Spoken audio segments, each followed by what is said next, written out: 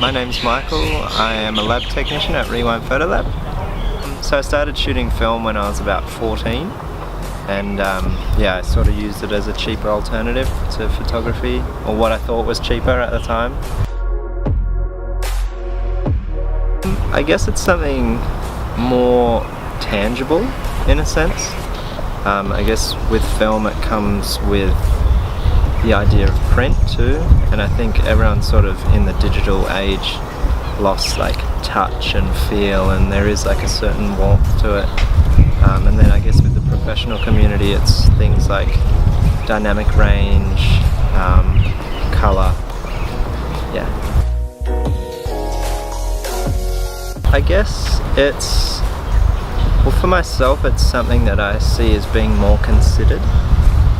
When I shoot film, you know, I think about it and it's a good way to slow down, and I feel like with, I guess, life these days, it's nice to be able to do something that's slower, take your time, and it often, like, they're the moments, I guess because it's not instant, when you get it back, there's that moment of like, oh, I remember that photo, like, that was really cool, or that was a nice time, and it's almost like a nostalgia that's, even if it's a matter of days, you know, like, it's still nice to get it.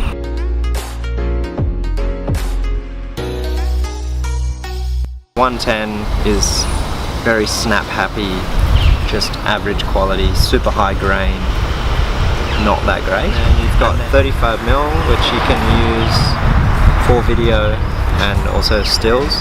It's probably the most common. There's 35mm would probably have the most varieties of film as well.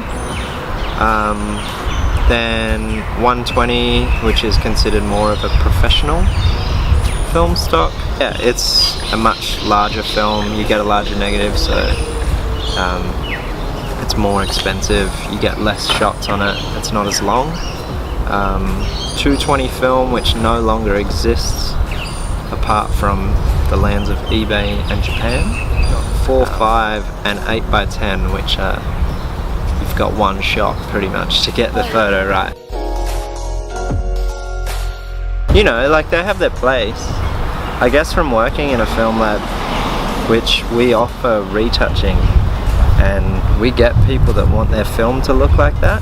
That's kind of weird, but you know, it was cool. And I think with like Visco or VSCO, however you say it, like, they made film emulation packs, and I think that was a really big part of film coming back. Like, they made it, I think it was like 2008 or something like that, and most people had never even heard of all these film stocks, and they were putting them on their photos and were like, oh, I really like this, and then they discovered it was actually a real thing and they started using it. So it's kind of, you know, like, I guess it was a benefit to the community in a way.